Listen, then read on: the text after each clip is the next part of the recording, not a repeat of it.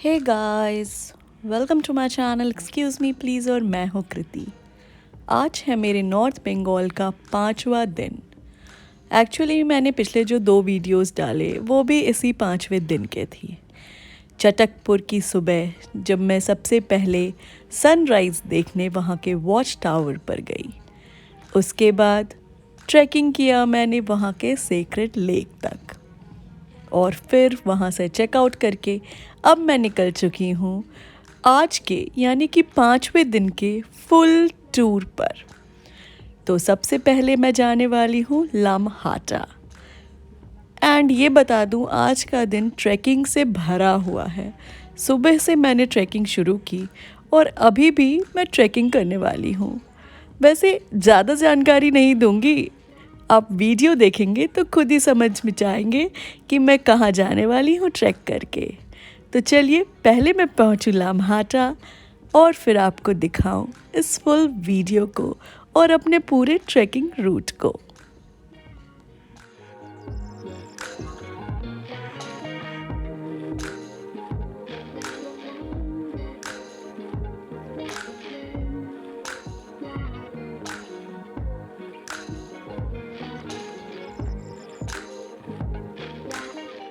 लामहाटा मुख्य शहर दार्जिलिंग से 23 किलोमीटर दूर स्थित एक छोटा सा गांव है। देवदार के जंगल और माउंट कंचनजंगा के सुंदर दृश्य से घिरे इस सुरम्य गांव को 2012 के अंत में एक इको पर्यटन स्थल के रूप में विकसित किया गया है।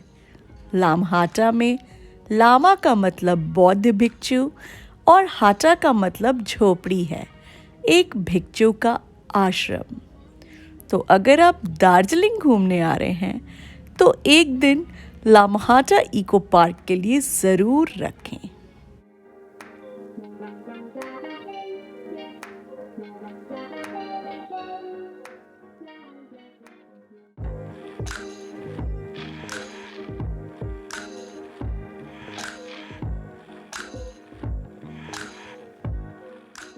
छः 6,800 फीट की ऊंचाई पर लामहाटा एक शांत और आरामदायक जगह है, जहां सामने की ओर उभरे हुए कंचनजंगा पर्वत के साथ देवदार के पेड़ शानदार ढंग से खड़े हैं। हल्की हवा में लहराते बौद्ध प्रार्थना झंडे 500 साल पुराने थे। बौद्ध मठ सिर्फ 20 मिनट की दूरी पर स्थित है। यहाँ के निवासी ज़्यादातर आदिवासी बौद्ध लोग हैं, जैसे डुक्पा, शेरपा और यलमोस।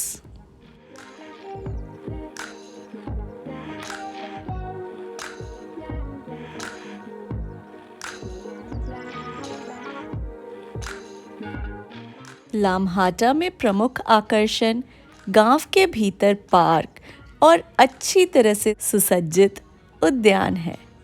एक ट्रेकिंग मार्ग भी बनाया गया है जो पर्यटकों को देवदार पेड़ की भूल भुलैया के माध्यम से 2 खूबसूरत तालाबों तक ले जाएगा, जिन्हें स्थानीय रूप से जोर पोखड़ी यानी कि जुड़वा तालाब कहा जाता है। सुविधाजनक स्थानों पर सीटें लगाई गई हैं, जहां से आसपास का नज़ारा दिखता है। लामहाटा उन यात्रियों के लिए एक आदर्श अवकाश स्थल है जो शहरी जीवन की हलचल से अलग दिशा में यात्रा करना चाहते हैं और नियमित अलगाव की सराहना करते हैं। इसके असामान्य और अद्भुत प्रकार के फूल परिदृश्य और आंगन की नर्सरी को कवर करते हैं। लामहाटा दार्जिलिंग और कालिम्पोंग जैसे सभी वास्तविक यात्री केंद्रों से बहुत जुड़ा हुआ है। आप साल भर लामहाटा की यात्रा कर सकते हैं। जैसा हो सकता है वैसा रहने दें। लामहाटा में शांति और प्रकृति की सुंदरता का संयुक्त अनुभव करें। आकर्षक उद्यान, वॉच टावर, ऑर्किड के खूबसूरत फूल, प्रार्थना झंडे जो हवाओं की दिशा के साथ लहराते हैं, आकर्षक मंच, यह सब पर्यटन विभाग द्वारा पर्यटकों के लिए शुरू किया गया है। यह वास्तव में सराहनीय काम है और इसके परिणाम स्वरूप गति का चक्र वास्तव में बदल गया है। लामहाटा का द्वार पहाड़ी की चोटी पर स्थित स्थान और सुंदर वातावरण की रोशनी, जहाँ प्रकृति पूरी तरह से बस गई है और पूरे वातावरण को आशीर्वाद दिया है, वास्तव में उन आगंतुकों के लिए एक उपहार है जो परमानंद के गलियारे में घूमना पसंद करते हैं। माउंट कंचनजंगा लामहाटा के सबसे मनमोहक दृश्य के साथ शहर के प्रदूषण से दूर प्रकृति के बीच एक शांतिपूर्ण छुट्टी के लिए एक आदर्श स्थान है।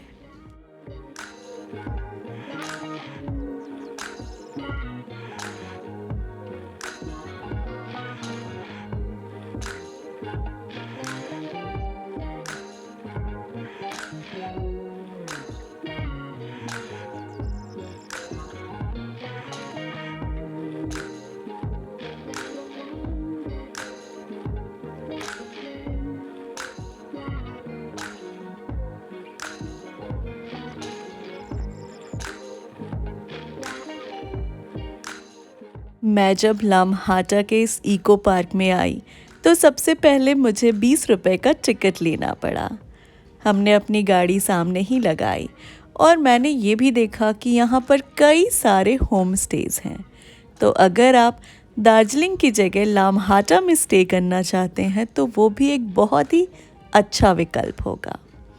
पार्क के अंदर आने के बाद मुझे कई जगह दिखे।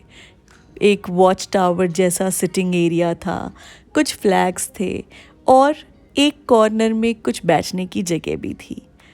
जब मैंने एंट्री लिया तो मेरी बाईं तरफ मुझे ये चीज़ें दिखी। सामने की तरफ झंडे और दाहिनी तरफ का रास्ते में लिखा था कि ये एक ट्रैकिंग रूट है जहाँ से हम एक सेक्रेट पॉइंट तक पहुँच सकते हैं। तो मैंने सोचा क्यों ना और ट्रैकिंग की जाए। जी हाँ, मैं सुबह से 2 ट्रैक्स ऑलरेडी कर चुकी हूँ, पर यहाँ आने के बाद भी मुझे वही पसंद आ रहा था। जी हाँ, ट्रैकिंग करना। तो मैंने दाहिने और सामने के तरफ के रास्ते को छोड़कर ट्रैकिंग रूट को पकड़ा। 750 मीटर का ये ट्रैक है, पर अपहिल होने के कारण आधे पौन घंटे लग गए। और अभी आप वीडियो में देखोगे मेरे इस ट्रैक को मुश्किल बनाने के लिए बारिश भी आ गई। जी हाँ, जब तक मैं पोखरी में पहुंची बहुत ही तेज़ बारिश हो रही थी। वहाँ मैंने छाता लगाकर कुछ टाइम स्टे किया क्योंकि बारिश में उतरना काफ़ी ज़्यादा मुश्किल था। और यही कारण है कि मैं जब उतर रही थी तो मैं वीडियो भी शूट नहीं कर पाई। तो जी हाँ, आप मेरे अपहिल ट्रैक का वीडियो इस व्लॉग में देखोगे। पर जब मैं उतर रही थी डाउनहिल ट्रैक तब बहुत ही बारिश हो रही थी, इसलिए मैंने उस टाइम शूटिंग करना ठीक नहीं समझा और अपनी सेफ्टी को ध्यान रखते हुए कैमरा पॉकेट में ही डाल लिया।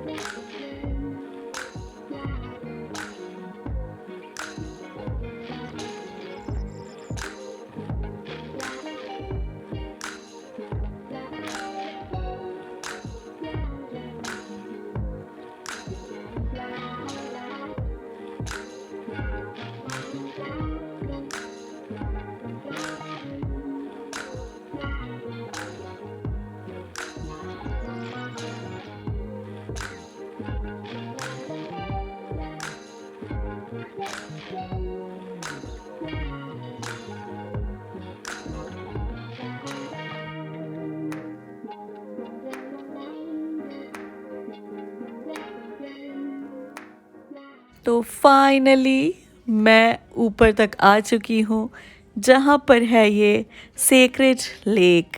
और एक्चुअली यहाँ जोर पोखरी है, 2 लेक्स हैं, बट बारिश हो रही थी तो मैंने इस लेक को एंड तक नहीं गई मैं, और मैंने इसके चक्कर भी नहीं लगाया। छाता लगाकर यहाँ पर ही मैं खड़ी रही। फिर मेरी नज़र पड़ी एक यहाँ पर मैगी चाय इसका स्टॉल है, मोमोज़ भी मिलते हैं, तो मैंने सोचा क्यों ना जब तक इंतज़ार कर रही हूँ वहाँ से मैगी ही खा लूँ। और यहाँ पर कुछ स्टोन्स भी रखे हैं बड़े बड़े, तो आप उसे भी देख सकते हैं। मैं भी वहाँ तक देखने गई, actually that is a picnic spot. तो वहाँ मैंने देखा कि कई सारे लोकलाइट्स, स्कूल के बच्चे आप बोल सकते हैं, वो आए हुए थे और पिकनिक तो मना नहीं पा रहे थे क्योंकि बारिश आ गई, बट छाता लगाकर पूरी भीड़ बारिश रुकने का इंतज़ार कर रही थी।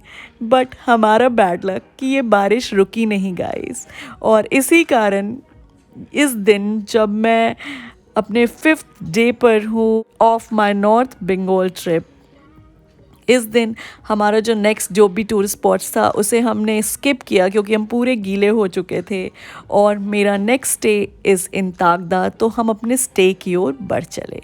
And don't worry, next video में आपको तागदा लेकर जाने वाली हूँ मैं।